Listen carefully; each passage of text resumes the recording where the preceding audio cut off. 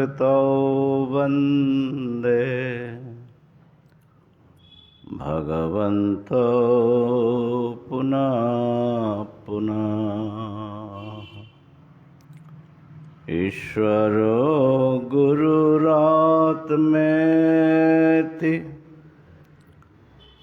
मूर्तिभेदविभागिने व्योमवद्व्याप्तदेहाय दक्षिणामूर्तये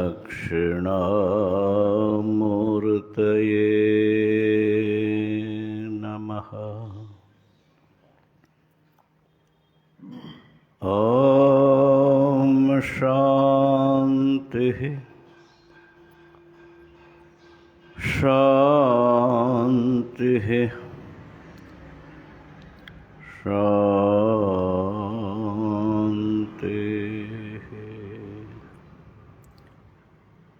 हरि ओम हरि ओम हरि ओम।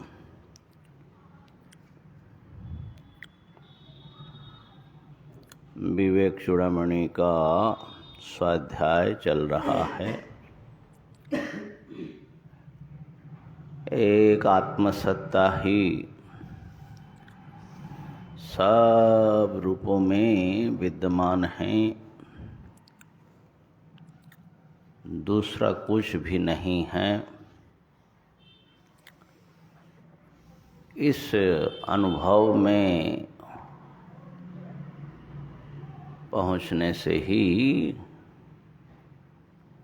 मुक्ति मिलती है, बल्कि इसी अनुभव का नाम ही मुक्ति है। किस प्रकार साधक वहाँ पर पहुँचे वर्णन हुआ। अब सर्वात्म भाव का वर्णन हो रहा है। 390 अन्तः स्वयं चापि बहिः स्वयं च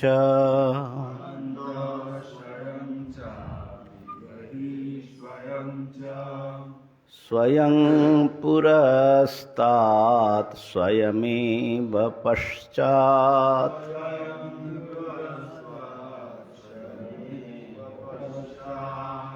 स्वयं हवाच्यां स्वयमप्युदीच्यां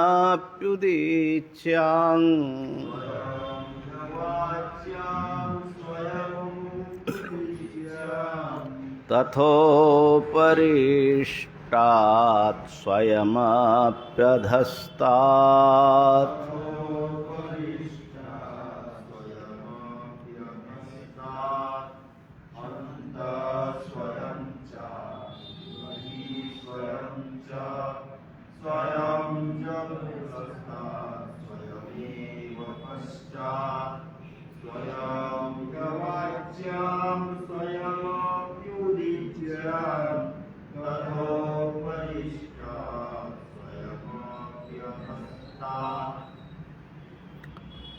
स्वयं आत्मा माने मैं ही अंतःश्च अपि बहिश्च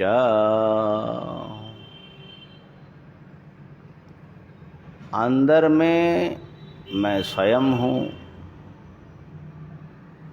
और स्वयं ही बाहर हूँ।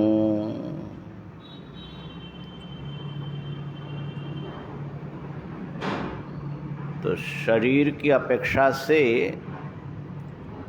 ये अंदर बाहर का वर्णन है। शरीर के भीतर भी मैं स्वयं हूँ और शरीर के बाहर भी स्वयं पुरस्तात्, और पूर्व में भी मैं स्वयं हूँ माने आत्मा ही, पश्चात पश्चिम में पीछे भी मैं स्वयं हूँ। इसी प्रकार अवाची माने दक्षिण दिशा में, दक्षिण में भी स्वयं ही हूँ उदीची माने उत्तर में भी स्वयं ही हूँ, तथा उपरिष्टात स्वयं अपि अधस्तात्, ऊपर और नीचे स्वयं ही हूँ। ये जो है एक आत्मा ही बाहर भीतर, पूर्व पश्चिम उत्तर दक्षिण, ऊपर नीच सब जगह विद्यमान है। ऐसा अनुभव उस साधक को हो रहा है। मुंडक उपनिषद में इस प्रकार का मंत्र है। इसी प्रकार सर्वात्म भाव का ब्रह्मैवेदमृतं पुरस्तात् ब्रह्म पश्चात् ब्रह्म दक्षिणतश्चोत्तरेण अधश्चोर्ध्वं च प्रसृतं ब्रह्मैवेदं विश्वमिदं वरिष्ठम्। अविनाशी ब्रह्म ही ये सब कुछ है। सामने हैं, पीछे हैं, दाहिने हैं, बाएं हैं, ऊपर नीचे, सर्वत्र ब्रह्म ही व्याप्त हैं। ये जगत ब्रह्म ही है, ब्रह्म ही श्रेष्ठतम वस्तु है। इस प्रकार के सर्वात्म भाव का वर्णन श्रुतियों में बहुत जगह किया। छांदोग्य श्रुति में है, बृहदारण्यक में है। कैसे सब एक ब्रह्म ही है, जबकि इतना विचित्र रूप दिख रहा है। तो उसका दृष्टांत से समझा रहे 391। तरंग फेन भ्रम बुद्बुदादि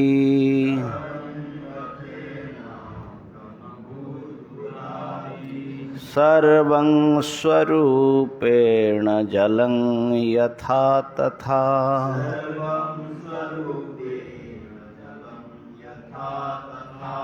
चिदेव देहाद्यहमन्तमेतत्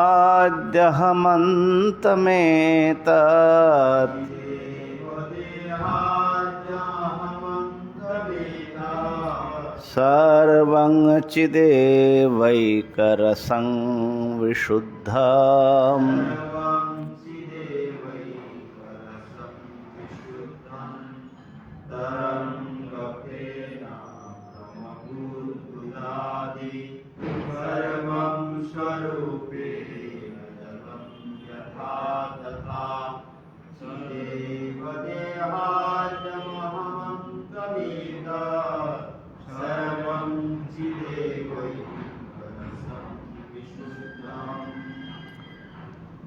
तरंग फेन, फेन जानते हैं? पानी में जो फेन होता है, बुलबुला तो हाँ,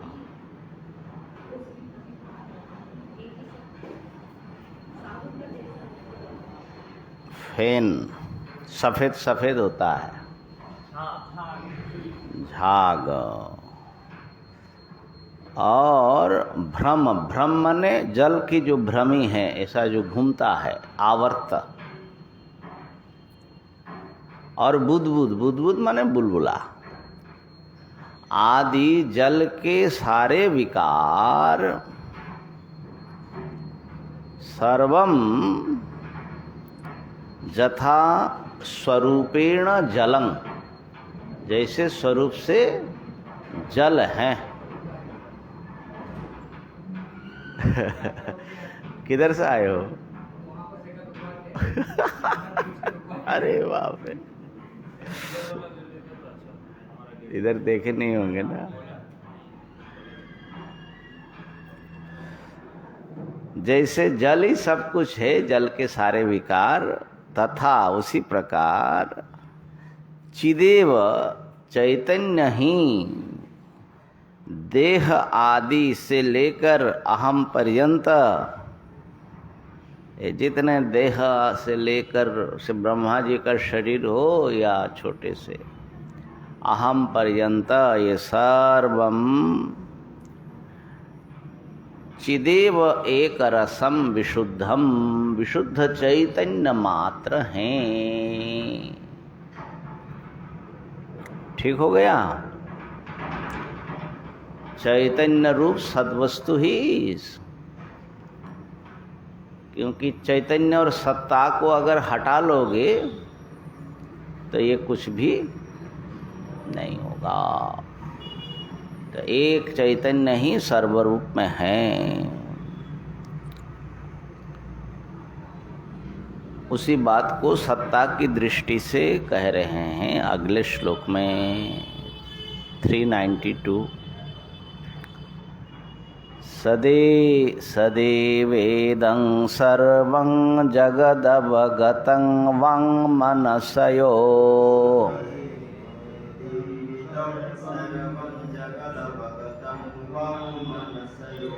सतोऽन्यन्नास्त्येव प्रकृतिपरसीम्नि स्थितवतः।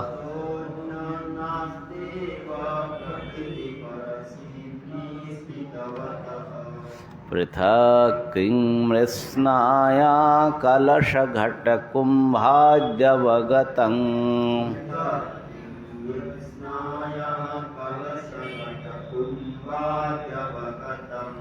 वदत्येष भ्रान्तस्त्वमहमिति मायामदिरया।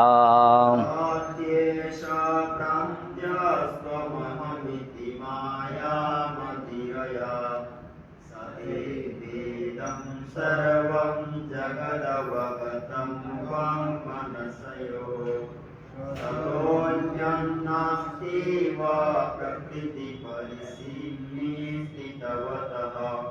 पृथक् किं मृत्स्नाय कलशघटकुम्भाद्यवगतं वदात्येष भ्रान्त्यस्त्वमहमिति मायामतिरया। दूसरे दृष्टांत से वही बात को दृढ़ करते हैं। सदैव इदं सर्वं जगत, ये सारा जगत सत मात्र है, अस्तिता मात्र है। अवगतम, ऐसा जाना गया है। किससे जाना गया? वांग मनसयो हो अवगतम, वाणी के द्वारा और मन के द्वारा ये जो कुछ जाना जा रहा है जगत, माने शब्द से जो कहा जाता है और मन से जो समझा जाता है। जैसे ये पुस्तक है, पुस्तक शब्द और पुस्तक के रूप में जो हमारा ज्ञान हुआ, तो शब्द जिस अर्थ को कह रहे हैं और मन जिस अर्थ को जान रहा है, वो वस्तु, पुस्तक वस्तु क्या है? सन्मात्र हैं। सदैव, इसलिए सतः अन्यत नास्ति एव, सत से भिन्न दूसरा है ही नहीं। किसके प्रति, किसके लिए नहीं है? हम लोग तो अज्ञानी, हमारे लिए तो सत से भिन्न बहुत कुछ है, बल्कि सत है कि नहीं है पता नहीं लग रहा है। प्रकृति परसीम्नि स्थितवतः, प्रकृति की पर सीमा, सीमा से पारे, प्रकृति माया उसकी सीमा से पारे स्थितवतः, जो अवस्थान कर रहे, पहुंच चुके हैं। पिछले जो ज्ञान की बात की, उनके लिए तो ये जगत वाणी से मन से जो जाना जा रहा है, ये सद ब्रह्म मात्र हैं। दृष्टांत दे रहे, पृथक किं मृत्स्नाया कलश घट कुंभाद्यवगतम। मृत्स्ना, मृत्स्ना माने मृत्तिका। क्या कलश है, घट है, कुंभ है, ऐसे तो ये पर्याय शब्द के रूप में व्यवहार होता है, लेकिन छोटे बड़े रूप में ले लेना। कलश जो हैं थोड़ा बड़ा, घट थोड़ा उससे छोटा, और कुंभ जो है और छोटा। ऐसा मैंने एक लोटा जैसा है, और एक जो है कलश जिसमें पानी पीने का काम रखते घर में, और एक बड़ा जाला बोलते हैं, सब मिट्टी का बनाया हुआ। तो ये क्या सब जो स्निग्ध मृत्तिका है, माने जिसको अच्छी तरह रगड़ करके बनाते हैं, ऐसे मृत्तिका से क्या ये कोई भी वस्तु पृथक है मिट्टी से? ऐसा है नहीं। फिर भी एषः, ये जो अज्ञान में जी रहे हैं लोग, ये जन, भ्रांतः, भ्रम से, किससे भ्रम में पड़ा है? माया मदिरया, माया की मदिरा पिया हुआ है। माया मदिरा से उसका दिमाग फिर गया, वो जो है भटक रहा है। वो क्या कहता है? तुम, मैं, ये वो सब भेद व्यवहार सत्य मानता है। ये माया मदिरा से भ्रांत व्यक्ति ही एक मृत्तिका को घाट, कलश, कुंभ आदि बोलते हैं। ऐसे ही ये जो है मैं, तुम, जड़, जीव, वृक्ष, पहाड़, पर्वत, जल, आकाश आदि सब भिन्न भिन्न नामों से एक ब्रह्म सद्वस्तु को ही कहते हैं, दूसरा नहीं है। 393 देखो, इसमें श्रुति का वचन प्रमाणित करते हैं। क्रिया समभिहारेण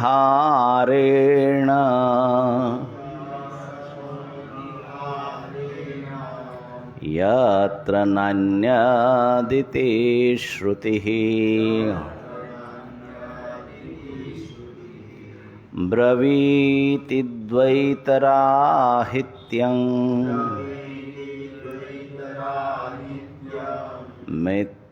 मिथ्याध्यास निवृत्तये।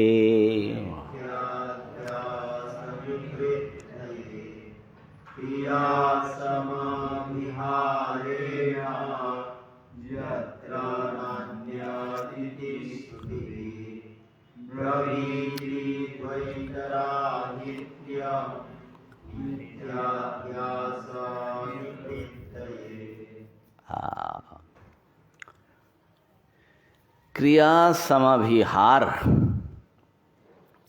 क्रियापद का बारंबार उल्लेख करना, क्रिया का समभिहार, उसके द्वारा श्रुति ही, कौन सी श्रुति? यत्र नान्यद इति श्रुति ही, जहाँ दूसरा नहीं, ऐसी श्रुति है। अभी मैं बता रहा हूँ कौन सी श्रुति है। हाँ, वो दिया भी होगा। वो श्रुति जो है एक ही क्रियापद का बार बार उल्लेख करती हुई कहती है, क्या कहती है? द्वैतराहित्यम, दूसरा कोई चीज नहीं है, केवल एक वस्तु है। क्यों ऐसा श्रुति कहती है? जो दूसरा देख रहा है भ्रम से, मिथ्या अध्यास की निवृत्ति के लिए श्रुति कहती है। तो यत्र नान्यत श्रुति जो है, ये छांदोग्य उपनिषद में सनत कुमार जी ने नारद जी को समझाया। नारद जी सुख पाना चाहते थे, शोक से ऊपर उठना चाहते थे। हम सब लोग अपने को अधूरा महसूस करते हैं, शोकाकुल महसूस करते हैं, अपूर्ण। तो सनत कुमार जी ने कहा कि भाई सुख तो किसी अल्प पदार्थ से नहीं प्राप्त कर सकते। नाल्पे सुखम अस्ति, क्योंकि भूमा ही सुख है। भूमा माने जो वृहत हैं, असीम अनंत हैं, वही सुख हैं। जब तक हम अपने को एक सीमित सत्ता के रूप में महसूस करेंगे तो हमारे बहुत सारे अधूरापन हमें कष्ट देता है। और जब जब आपको सुख मिलता है, ऐसा आप महसूस करते हैं, तो देखना कि उस समय आप अपने अधूरेपन को थोड़ी देर के लिए भूल जाते हैं। भूल जाते, अधूरापन जब डिज़ल्व हो जाता है, गिर जाता है थोड़ी देर के लिए, तो हमको बड़ा आनंद आता है।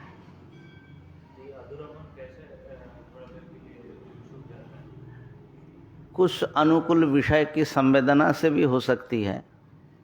कोई प्रेमी आपके पास आ गए, आपका बहुत दिन का मित्र हैं, तो उनकी उपस्थिति से आप अपने अधूरेपन को नहीं महसूस करते। लेकिन कोई आपसे बड़े विद्वान आ गए सामने, तो आपको अपना अधूरापन का ज़्यादा महसूस होता है।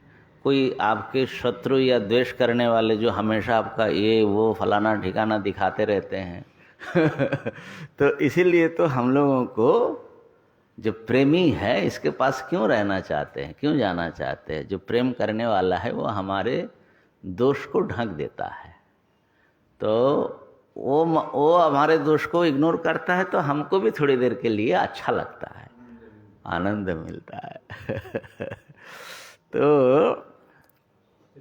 अगर भूल जाए तभी आनंद मिले। हाँ, लेकिन भूलना तो थोड़ी देर के लिए किसी निमित्त से होगा। अब जैसे वो निमित्त हटेगा फिर वो अधूरापन आ जाएगा।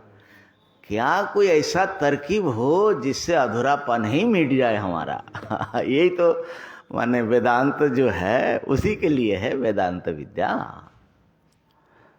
तो उन्होंने ये कहा, वेदांत ने, यहाँ पर आप लोगों ने देखा विवेक चूड़ामणि में, कि हमारा जो स्वरूप है असल में वो अधूरा नहीं है, परिपूर्ण ब्रह्म स्वरूप ही हमारा स्वरूप है। उसको जब तक व्यक्ति आविष्कार नहीं कर लेता तब तक वो कहीं भी पहुँचे, कुछ भी कर ले, उसकी दुख की आत्यंतिक निवृत्ति नहीं होती। तो इसलिए सनत कुमार जी ने कहा कि भाई भूमा ही सुख है।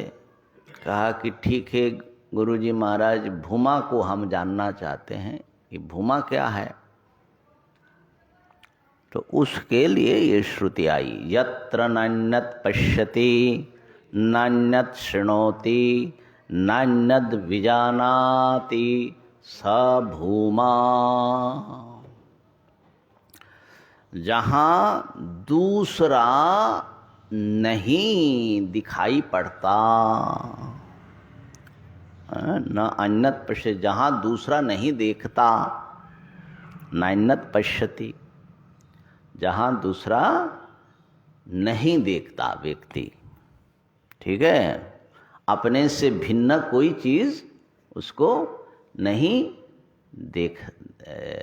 दिखता, वो अपने से भिन्न किसी को नहीं देखता। तो क्या वो आंख बंद कर लेता है या अपना आंख फोड़ देता है? आंख खुली है, सब देख रहा है, देखता हुआ किसी दूसरे को नहीं देखता, केवल अपने को ही देखता है। सब में कहना भी थोड़ा सा सबकी माने दूसरों की स्वीकृति है। अभी बताया ना कि आगे पीछे ऊपर नीचे उत्तर दक्षिण भीतर बाहर सब एक मैं हूं, ऐसा अनुभव है। जहाँ दूसरा नहीं देखता, दूसरे को नहीं सुनता, दूसरे को नहीं जानता, वो है भूमा। माने द्वितीय वस्तु का न रहना, सब कुछ एक अखंड सत्ता, मेरी सत्ता हो जाए, वो है अद्वैत, वो है भूमा। देखो सुषुप्ति में थोड़ी देर के लिए द्वैत दर्शन बंद हो जाता है, कितना आनंद मिलता है। समाधि में भी द्वैत दर्शन बंद होता है, बड़ा सुख मिलता है ना। लेकिन ये सब क्या है, थोड़ी देर के लिए ही है। क्यों? द्वैत दर्शन का बीज जो अज्ञान है वो रह जाता है। तो जब तक वो द्वैत दर्शन का बीज न समाप्त हो, माने अज्ञान नष्ट न हो, तब तक जो है आप आत्यंतिक सुख की प्राप्ति नहीं कर सकते। इसीलिए श्रुति ने समझाया क्रिया समभिहारेण, बार बार 3 बार देखो, यत्र नान्यत पश्यति, यत्र नान्यत शृणोति, यत्र नान्यत विजानाति। नान्यत दूसरे का ज्ञान नहीं होता, ऐसा नान्यत इति श्रुति ही अपने शब्द के बार बार प्रयोग करके वो जो है द्वैत राहित्य का बोधन करती हैं, बोलती है। क्यों? मिथ्या जो द्वैत का भ्रम है उसकी निवृत्ति हो जाए। तो जिस बात को बार बार कहा जाता है, समझना कि वक्ता उस पर पूरे जोर लगा रहा है, माने वक्ता के वक्तव्य का वो तात्पर्य या सार वस्तु है, प्रतिपाद्य वस्तु है ना। उपक्रम, उपसंहार, अभ्यास, ये अभ्यास पुनः पुनः किसी चीज को कहना, इसका मतलब ये है कि उसके वक्ता का अभिप्राय ये है। तो यहाँ पर श्रुति भी बार बार उस बात को कह रही है। तो श्रुति का अभिप्राय है कि द्वैत रहित एक अद्वैत वस्तु ही हमारा स्वरूप है, द्वैत मिथ्या है। इस प्रकार अद्वैतानुभूति में पहुंचना, कैसा अनुभव होता है उनको देखो कैसा वर्णन कर रहे हैं। 394 आकाशवन्निर्मल निर्विकल्प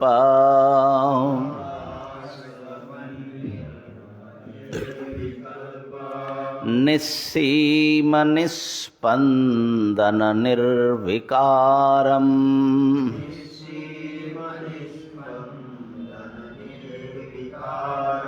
अन्तर्बहिःशून्यमनन्यमद्वयम्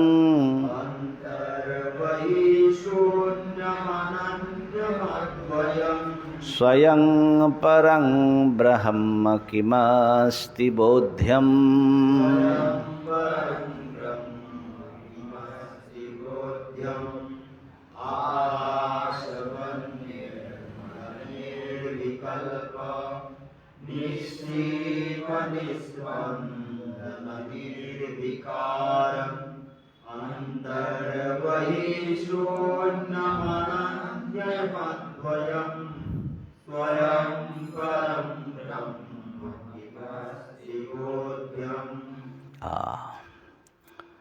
अच्छा, पूर्व श्लोक में एक बात कहना चाहिए, नहीं तो अधूरा रह जाएगा।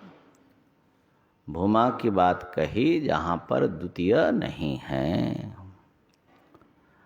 और जहाँ पर द्वितीय हैं वो अल्प हैं, ये भी बताया। यत्र अन्यत पश्यति अन्यत शृणोति अन्यत विजानाति। तद अल्पम। जहाँ पर दूसरे को देखता है, दूसरे को सुनता है, दूसरे को अनुभव करता है, वो अल्प हैं। जद अल्पम तन मर्त्यम। जो अल्प हैं वो नाशवान है, नष्ट हो जाता है, मर जाता है।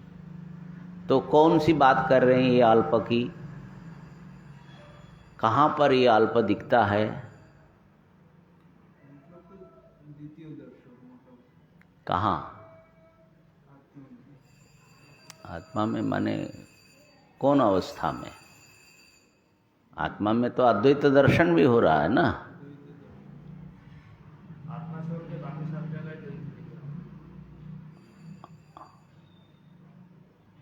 कहाँ ये अल्पानुभूति, ये कौन सी अनुभूति है? हैं?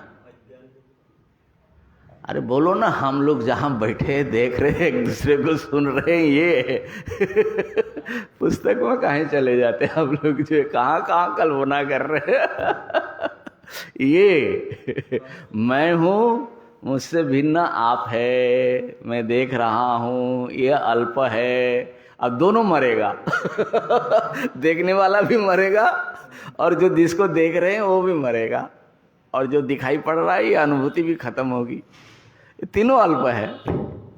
समझ में आई बात? हाँ। तो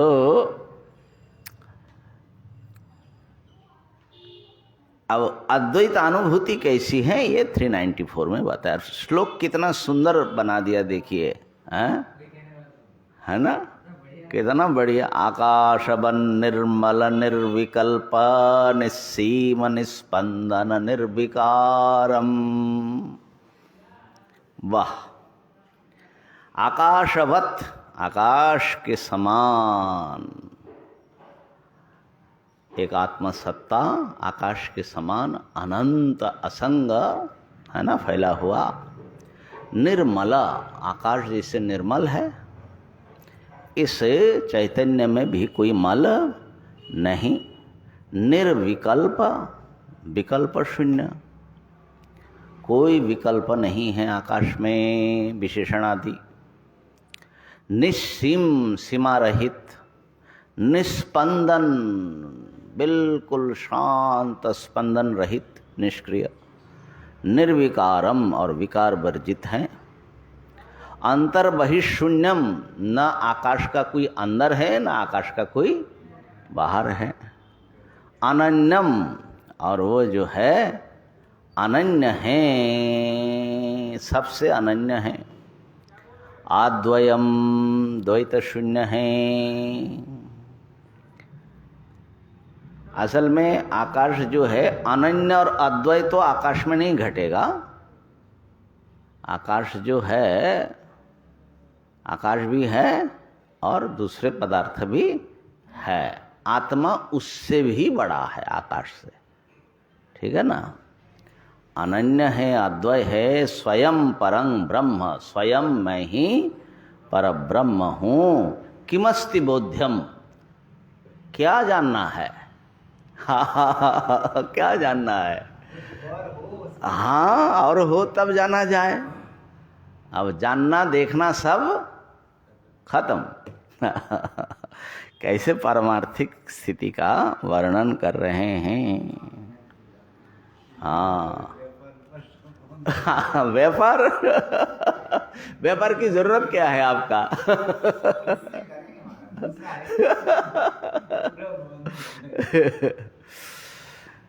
अब इसका जो है एक प्रकार से कंक्लूशन माने उपसंहार कर रहे हैं।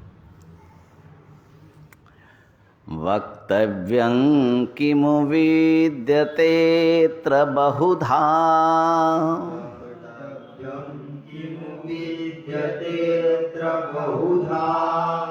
ब्रह्मैव जीव स्वयं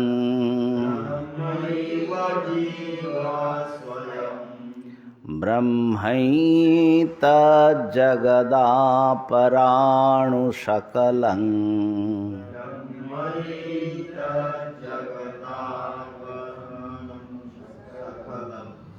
ब्रह्माद्वितीयं श्रुते।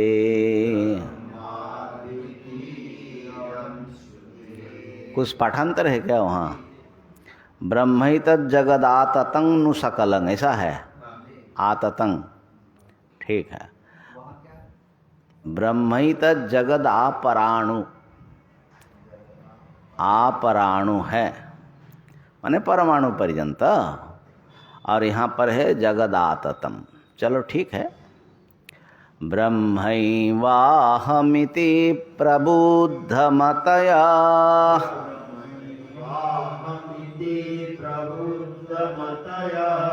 सन्त्यक्तबाह्यास्फुटं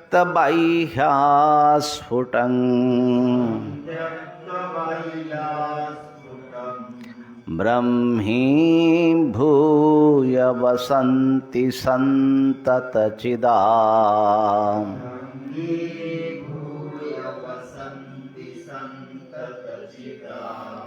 नन्दात्मनैव ध्रुवम्। अच्छा, वहाँ भी पाठांतर है, दिया है यहाँ दोनों, पढ़ो।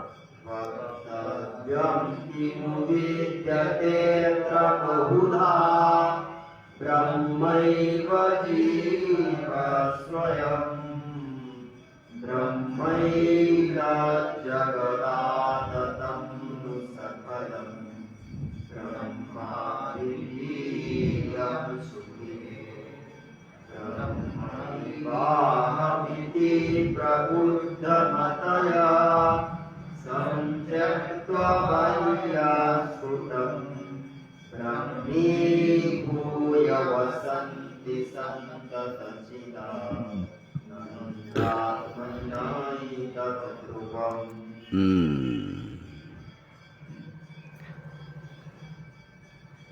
वक्तव्यम अत्र किमु बहुधा विद्यते। अत्र मने इस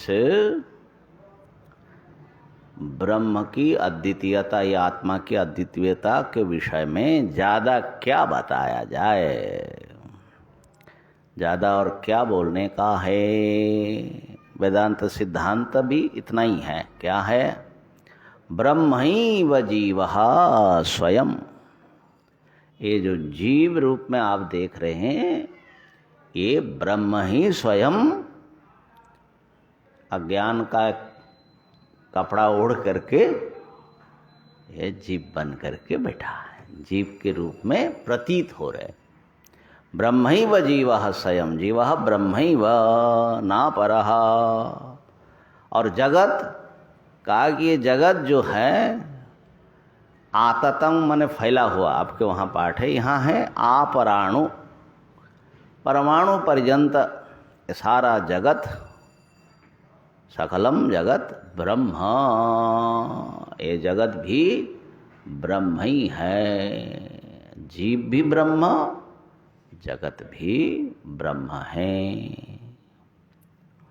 कहा कि क्या प्रमाण है महाराज इस विषय पर? ब्रह्माद्वितीयं श्रुते है। श्रुति ने कहा ब्रह्म को अद्वितीयम सदे, हाँ जी हाँ, वो भी है अद्वैतम, शांतम शिवम अद्वैतम, है ना, ऐसा भी है। और भी अद्वैतम ऐसा, नेह नानास्ति किंचन द्वितीयाद् वै भयम भवति इत्यादि इत्यादि सारे तात्पर्य हैं। तो श्रुति स्वयं कह रही है कि ब्रह्म द्वितीय रहित सत्ता है, ठीक है ना। और प्रबुद्ध मतः, जिनके मति प्रबुद्ध हो गई, बुद्धि जिनके जागृत हो गया, प्रबुद्ध मति जो लोग है, वेदांत संस्कार से संस्कृत बुद्धि और अनुभूति जिनकी हो गई, उनके लिए ब्रह्मैवाहमिति, मैं ब्रह्म हूँ, इस प्रकार से संत्यक्त बाह्या, बाह्य सबको अच्छी तरह छोड़कर, बाह्य शब्द का अर्थ है आत्मा से भिन्न, अनात्मा। तो भेद बुद्धि को त्याग करके स्फुटम, स्फुटम माने स्पष्ट रूप से त्याग करके, कल्पना से नहीं, उनके निश्चय हो गया कि दूसरा कुछ नहीं है, निश्चय भी परोक्ष नहीं अनुभव हो गया। ऐसे जो प्रबुद्ध मतिमान हैं, ब्रह्मी भूय वसंती, ब्रह्म स्वरूप बन करके, ब्रह्म हो करके वो रहते हैं। क्या है ब्रह्म स्वरूप? संतत चिदानंदात्मना, नित्य निरंतर चिदानंद स्वरूप आत्मा के रूप में वही ब्रह्म है। उस रूप में वो बसते हैं, रहते हैं। एतद्धि ध्रुवम, यही ये निश्चित बात है। अथवा एतद् ध्रुवम वसंती, इस रूप में वो अवश्य ही निवास करते हैं। ब्रह्म के स्वरूप को जानकर वो ब्रह्म हो जाता है। ठीक है ना? ब्रह्म वेद, हाँ, दो प्रकार के ज्ञान हैं। एक ज्ञान में ज्ञाता ज्ञेय से भिन्न रहता है, उस रूप में अवस्थान करता है। ठीक है ना? जैसे हम लोग ज्ञेय को देख रहे हैं, उससे हमें अलग रूप में अपने को पाता हूँ, अवस्थान करता हूँ। तो हम लोगों का जो ज्ञान है, किसी चीज़ को जब हम देखते हैं, सुनते हैं, तब हम वो नहीं हो जाते। ये जागतिक ज्ञान है। अब ब्रह्म ज्ञान कैसा है? ब्रह्म को जानना और ब्रह्म को ब्रह्म होना एक चीज है। ये कैसे होगा?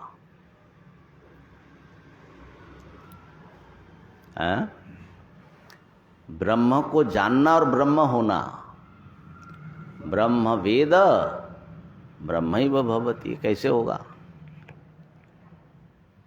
बोलिए।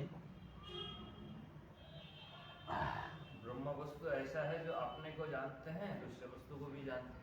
तो जब उनको जाना जाएगा तो अपने को जानते हुए सब जान जाएगा। हाँ, कैसे कैसे समझ में नहीं आया, फिर बताइए, माइक में बताओ।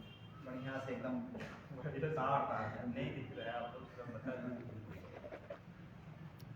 समझिए, हमको ऐसा लगता है, बिहारी जी को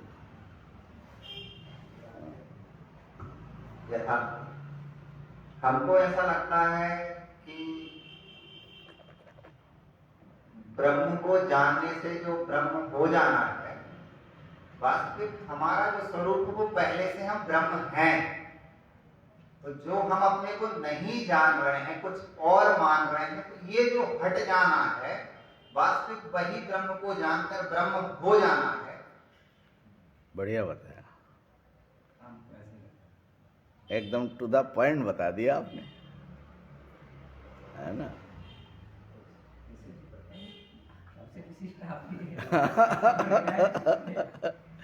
बढ़िया बताया। हाँ, और बताओ कुछ। वही बात है हमारा, जो हमारे एक तो विचार करेंगे तो ब्रह्म है, एक आत्मा है, दोनों का स्वरूप एक ही है। परंतु यहाँ पर हो जाने की बात आ रहा है, अर्थात ब्रह्म के स्वरूप में अपने को अनुभव करना है। तो जो मेरा स्वरूप है वो ब्रह्म का स्वरूप है, इस रीति से अनुभव करना है। हो जाने का अर्थ ही उसका स्वरूप में ढाल देना है। जैसे सागर में एक बिंदु डाल दिए तो वह बिंदु सागर के स्वरूप में हो गया, अर्थात सागर को जान लिया, सागर को अनुभव कर लिया। वैसे ही यहाँ आत्म स्वरूप को ब्रह्म रूप से अनुभव कर लिया, इसको हो जाना, ऐसा हम समझ। मजा नहीं आया। वो दूसरे दृष्टांत डाल दिया ना, उससे जो है। हाँ, क्योंकि सागर में बिंदु को डालोगे तो बोलने वाला कहेगा वो बिंदु तो बिंदु है ही है, भले हमको दिखाई नहीं पड़ता हो। लेकिन यह है कि माने अब्रह्मत्व का जो भ्रम है उसकी समाप्ति बस। देखिए, दो प्रकार के ज्ञान हम लोगों के साथ भी है, इस समय भी है। किसी ज्ञेय वस्तु को जब हम जानते हैं तो इंद्रियों से, प्रमाणों से, अंतःकरण आदि से हलचल करके हम उसको जानते हैं और वो हमसे भिन्न बना रहता है। लेकिन जब ज्ञाता स्वयं को जानता है तो कैसा जानता है?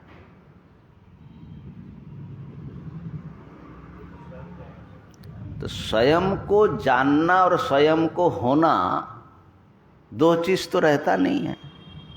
स्वयं तो स्वयं है और स्वयं को स्वयं जानते ही रहते हैं। माने दूसरी बात जो है, ये भी बात है, कोई अज्ञात वस्तु का ज्ञान तो नहीं होता है, ठीक है ना। तो स्वयं का ज्ञान जिस स्तर से होता है वो किसी इंद्रिय मन बुद्धि का स्तर नहीं है। उसी स्तर से जब सबका ज्ञान होता है, अभी उस स्तर में ये देह इंद्रिय मन बुद्धि का एक घेरा जो है अज्ञान का आ करके, लेकिन ये घेरा आ रहा है इंद्रिय मन बुद्धि से। अभी भी उस स्तर से, जो हम जिस स्तर से मैं अपने को जान रहा हूं, वहां पर असल में कोई घेरा वेरा नहीं है।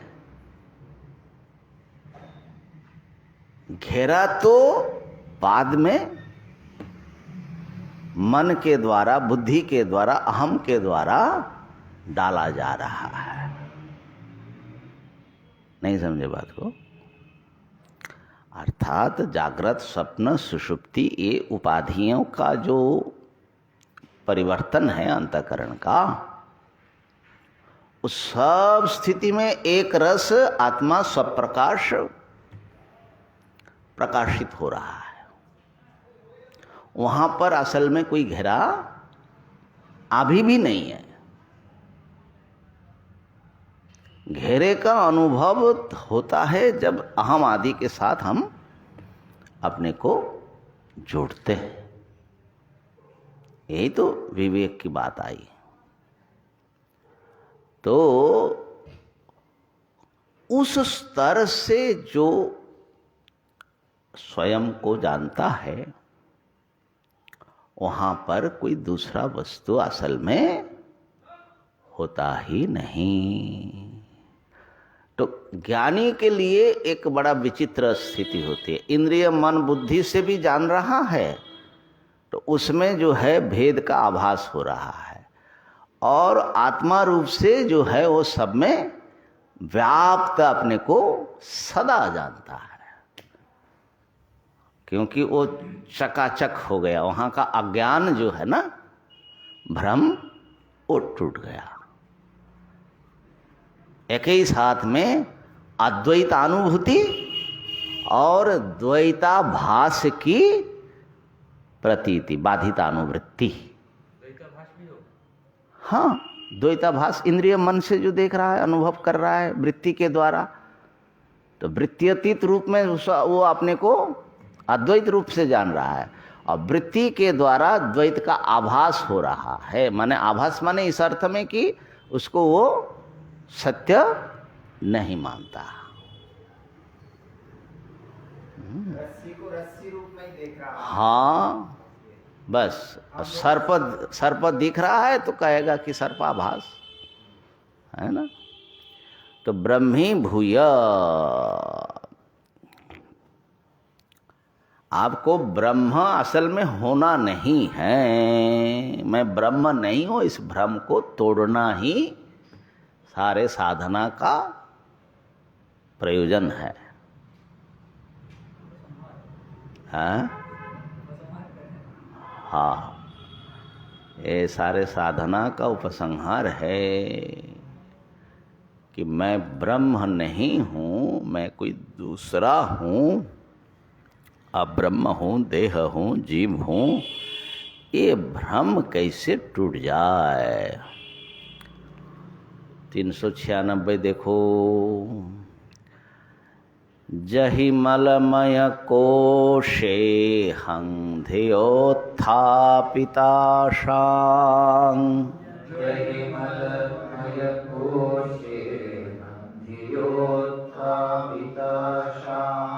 प्रसभमनिलकल्पे लिङ्गदेहेऽपि पश्चात्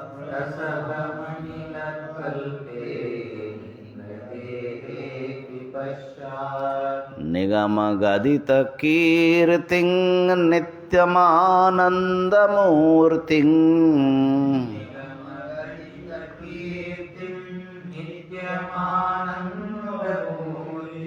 स्वयमिति परिचीय ब्रह्मरूपेण तिष्ठ।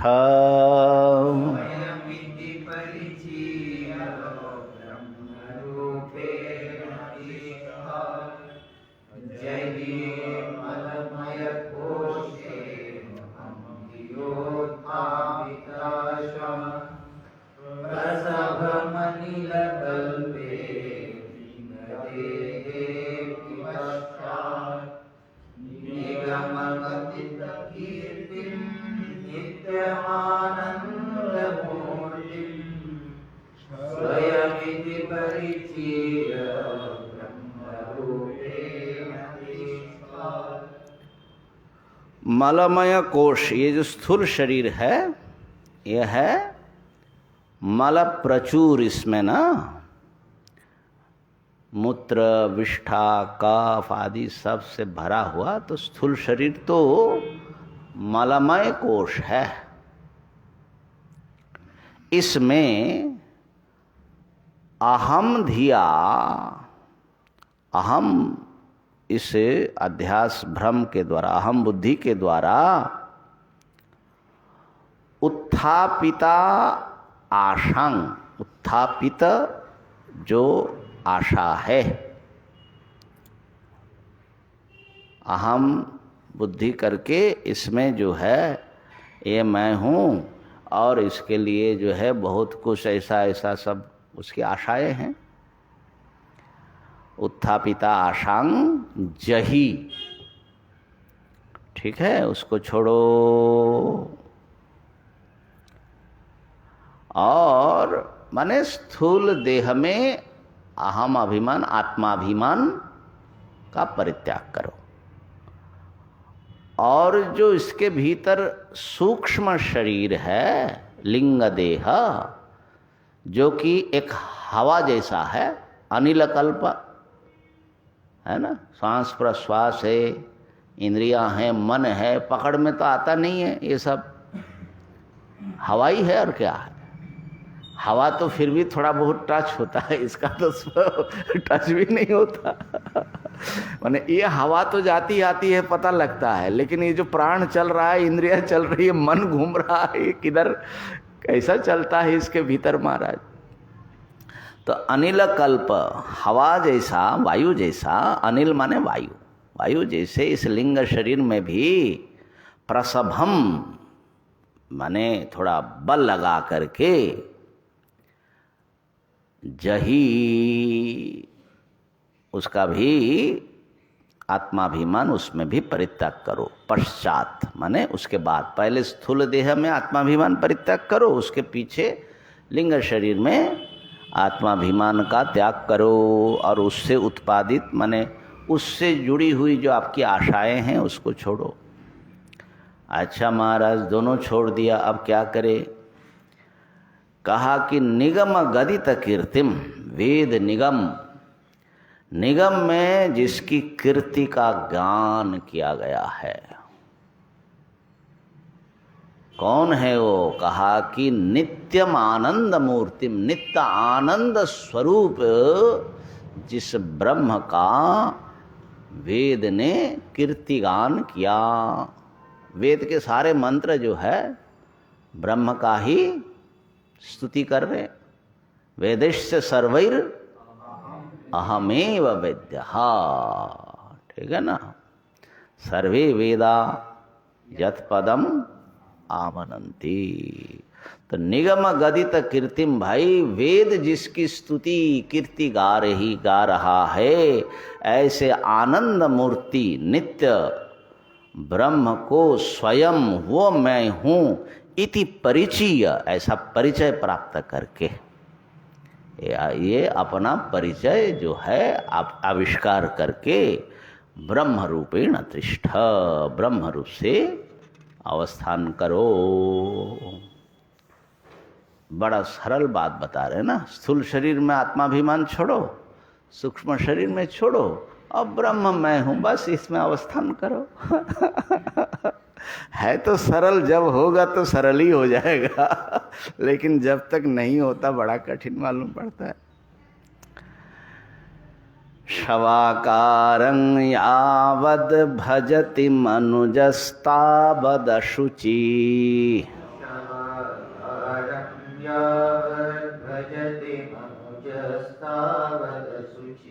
परेभ्यः स्यात् क्लेशो जनन मरण व्याधि निरया,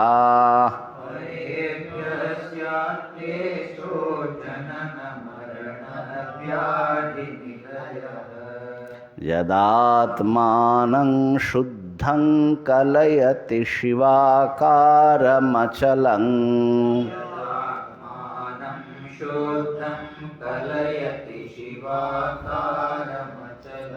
तदा तेभ्यो मुक्तो भवति हि तदाह श्रुतिरपि।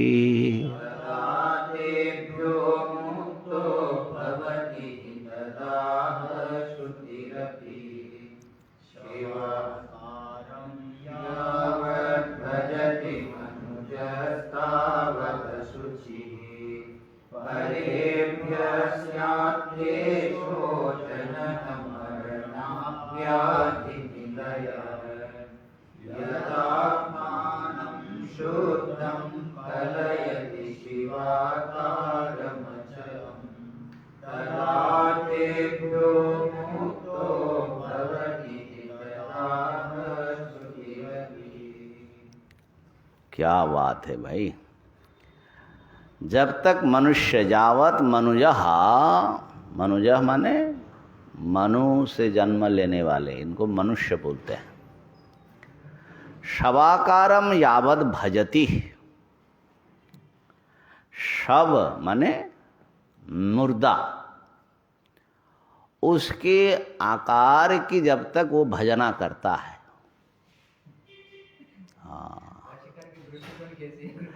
तो ये जो है मुर्दा है, ये शरीर, इसके ये मैं हूँ, ये मैं हूँ, ये मैं हूँ, ये भजन करता, रटते रहते हो दिन रात।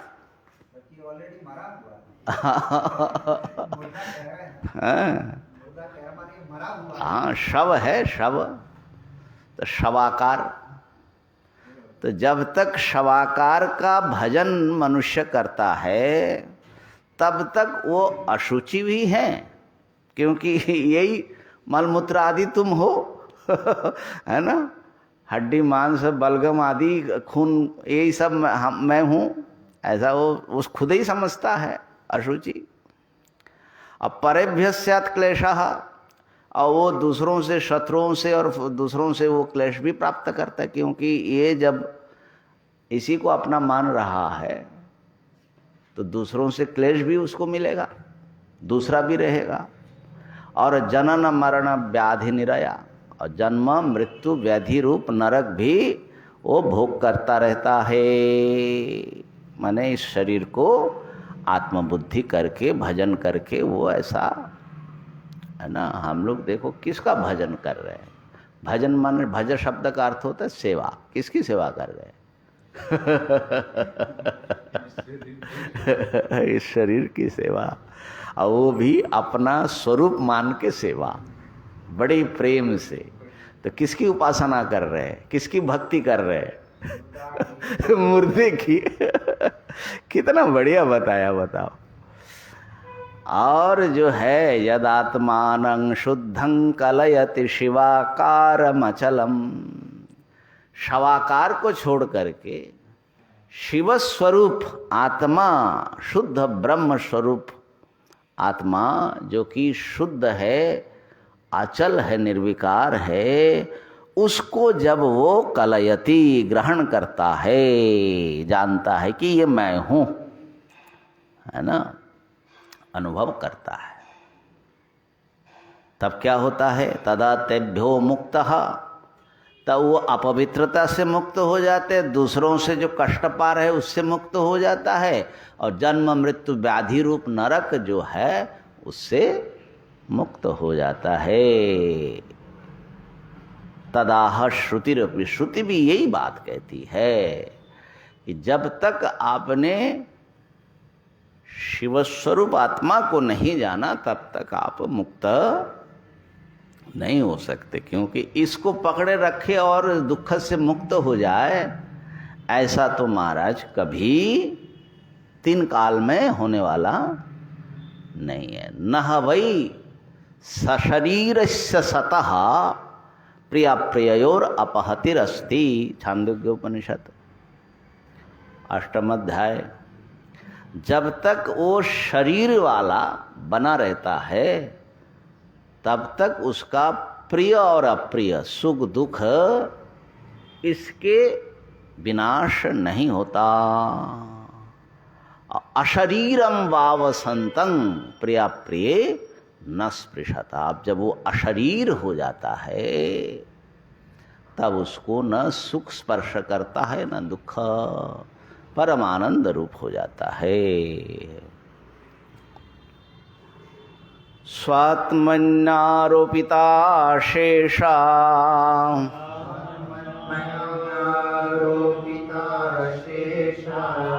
भासवस्तु निरासतः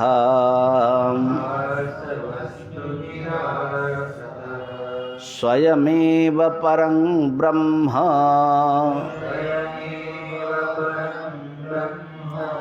पूर्णमद्वयमक्रियाम् स्वात्मन्यारोपिता शेषा भासवस्तु निरासतः स्वयमेव परं ब्रह्म पूर्णमद्वयमक्रियम्। स्वात्मनि अपने में आरोपित माने अध्यस्त अशेष आभास वस्तु, अज्ञान से लेकर अहंकार से लेकर देह तक, ये असल में आभासित वस्तु है, माने कल्पित मिथ्या वस्तु है। उसके निरासतः, उसका जब निराश व्यक्ति कर देता है, निरसन माने निवृत्ति कर देता है, तब स्वयं एव परं ब्रह्म, तो स्वयं ही वो शेष रहता है। वो क्या है? वो अद्वय स्वरूप, अक्रिय, पूर्ण माने सीमा रहित परम ब्रह्म ही रह जाते हैं। ठीक है ना, सरल चीज है। क्योंकि घड़े को फोड़ दिया तो घट के भीतर का आकाश एक अखंड, भीतर बाहर शून्य, एक बचा। तो कैसे इसका निराश होगा? कहा कि ये तो समाहित होकर के उस ब्रह्म स्वरूप में चित्त वृत्ति को स्थापित करो। समाहितायां सति चित्त वृत्तौ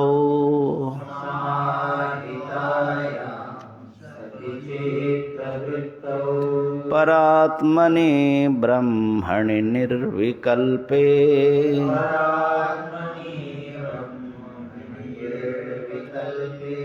न दृश्यते कश्चिदयं विकल्पः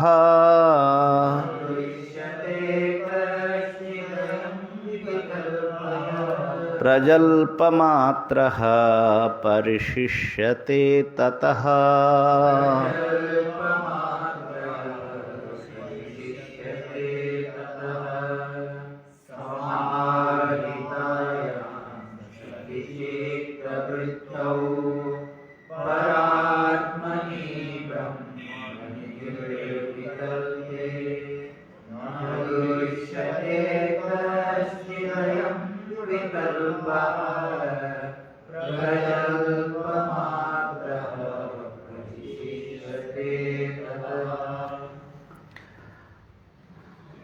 समाहितायाम चित्तवृत्तौ सति।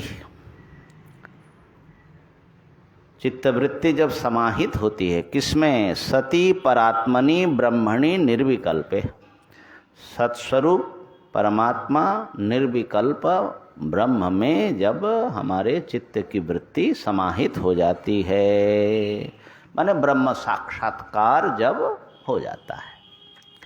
न दृश्यते कश्चिदयम विकल्पः। ये विकल्प कुछ भी द्वैत मैं तुम ये सब नहीं दिखता। और जब वो बुद्धित भी होता है माने ब्रह्म साक्षात्कार के बाद जब वापस सामान्य भूमि पर भी वो आता है तो प्रजल्प मात्र ततः परिशिष्यते। प्रजल्प माने एक वाक मात्र, नाम मात्र कहने के लिए ये संसार अवशिष्ट रहता है। अर्थात जैसे कोई रस्सी है, आग लगा दिया आपने, रस्सी जल गया, राख हो गया, देखने में क्या लगेगा? रस्सी, लेकिन रस्सी है क्या? नहीं है। ऐसे ही ज्ञान के बाद ये सब जल चुका होता है। तो कहने के लिए तो कहेगा कि मैं तुम कुर्सी फलाना, लेकिन उसके लिए वो आकार मिथ्या आकार मात्र है, नाम मात्र है। वस्तु एक परब्रह्म है। वाचारंभणम, ये बात है ना। प्रजल्प मात्र पर, इसी को लेशा विद्या आदि शब्द से कही जाती हैं। माने उसके लिए एक ब्रह्म मात्र ही परमार्थ है। बाकी जो भेद का आकार वो दिखता है उनको, लेकिन वो जो है उसमें कोई सत्यता, बिल्कुल उसकी कोई सत्ता नहीं होती। असत्कल्प विकल्पोऽयं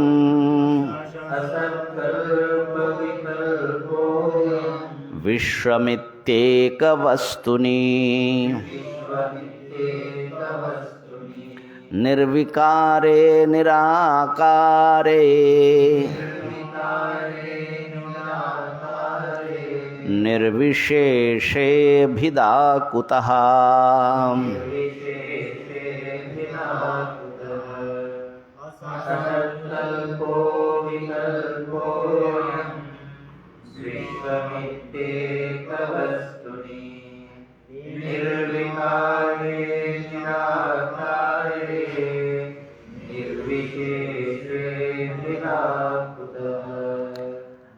हाँ, एक वस्तुनि विश्वमिति, एक सत्ता मात्र है, एक वस्तु है, उसमें ये सब कुछ कहना कि ये विश्व माने मैं तुम आकाश और पृथ्वी, ये सब कहना, ये सब अयम विकल्पः, माने ये सब विकल्प है, अज्ञान कल्पना मात्र है। असल में असत कल्पः, ये असत बंध्यापुत्र जैसा ही है। असत कल्पः, असत जैसा है। एक आत्म वस्तु में इस जगत रूप जो विकल्प है, ये देखना असल में ये असत है। दिख रहा है लेकिन असल में ऐसा कुछ नहीं है, क्योंकि निर्विकार, निराकार, निर्विशेष एक सद्वस्तु में भिदा कुतः, भेद कहाँ से आएगा? सब वस्तु सत सत रूप में अनुभव में आ रहा है अस्थि करके, ठीक है ना। और जो भेद आपको दिख रहा है कि ये जो है पुस्तक है, ये टेबल है, तो वो जो भेद है, पुस्तक भी है, टेबल भी है, तो है से कुछ भिन्न होना पड़ेगा तभी भेद आएगा। तो है से जो भिन्न दिख रहा है वो है कि नहीं है? है से भिन्न है तो इसका मतलब नहीं है, और यदि है ही है तो वही तो हम बोल रहे हैं कि खाली है ही है। तो इसलिए ये जो विकल्प है ना, भेद, ये असत्कल्प है विचार से, लेकिन अविचारित के लिए बड़ा भारी सत्य वस्तु बना हुआ है। सब सत्य, भिन्न भिन्न सत्य है, लेकिन विचारवान वेदांत संस्कार से संस्कृत के लिए सत तो भैया सत ही है, सब जगह एक ही सत है, और उसमें जो कुछ भिन्नता देख रहे वो सत से विलक्षण होने से वो नहीं है, रस्सी में सर्प के समान प्रतीयमान मात्र हैं। चलिए 400 तक पहुंच ही गए चलते चलते, है ना। अब कितना और बचा भैया? 181। हाँ, डेली 10-10 ऐसा होता रहे तो मजा आ जाए। ओम पूर्णमदः पूर्णमिदं पूर्णात् पूर्णमुदच्यते